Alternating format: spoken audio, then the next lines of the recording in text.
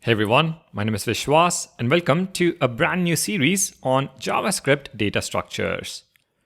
In this introductory video, we will briefly go over the what and why of data structures and also talk about the prerequisites to get started.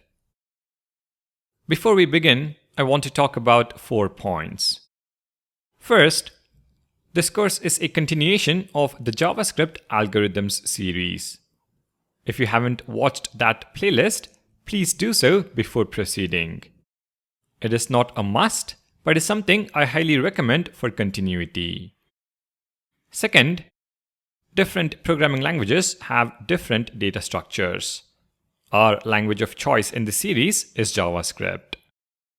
Third, it is possible to implement a data structure in a few different ways.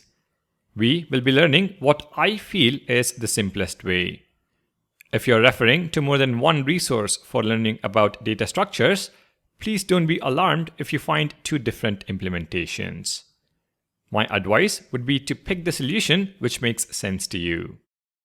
Finally, please do not memorize the implementation, as that will primarily help you only score marks in an examination. Instead, try to understand the data structure and, more importantly, code along with me, as that is the best way to learn. Alright, let's begin.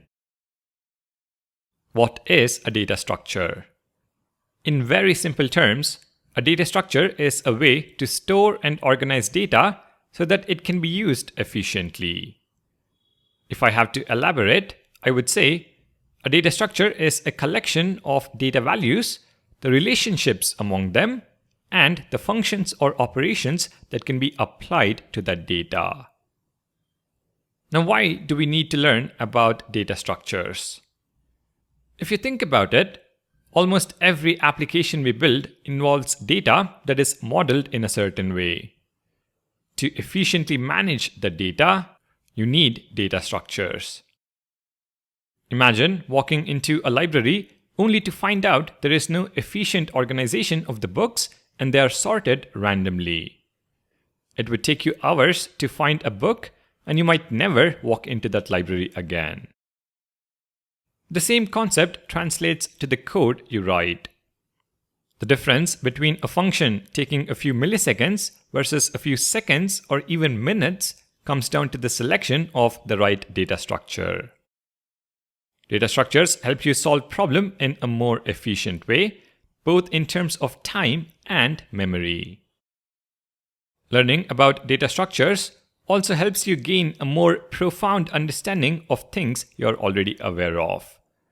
For example, the document object model, which is what we see an HTML page represented as in the browser, is a tree data structure. The browser back and forward buttons, well, that is managed using a stack data structure. Operating systems use a queue data structure for job scheduling. Data structures are everywhere, and having knowledge about them can only help you in every step of your career. If you're a beginner in programming, if you're a software developer from a non-computer science background, or if you're a front-end developer looking to clear those algorithm and data structure interview rounds, this course is for you. Now that we understand the what and why of data structures, let us go over what we will be learning in this series. First, we are going to go over the built-in data structures in JavaScript: arrays, objects, sets, and maps. We will then use the built-in data structures to create custom data structures. We will look at stacks, queues, circular queues, linked lists, hash tables, trees, and finally, graphs. By the end of this course, you'll have a solid understanding of the fundamentals of data structures in JavaScript. Next, let's talk about the prerequisites. First is modern JavaScript. If you're new to JavaScript, please watch my crash courses on the fundamentals of JavaScript, the advanced topics in JavaScript, and also the video on the important concepts in ES 2015 and above. JavaScript is the language we will be using, and you must know the fundamentals. Second is the JavaScript algorithms playlist, which, as I already mentioned, is sort of part 1 of this overall playlist on algorithms and data structures. Having said that, I would say please do watch at least the first 5 videos in that playlist if you don't have the time to watch the entire playlist. The concept of time complexity and big O notation are important in this playlist, which I have covered in those 5 videos.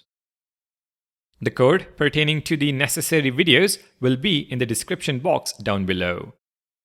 There is also a sign-up link to sign up for free and fork my code, and you can make the necessary changes when you're coding along with me. Alright, with these points in mind, let's get started with the built-in data structures in the next video.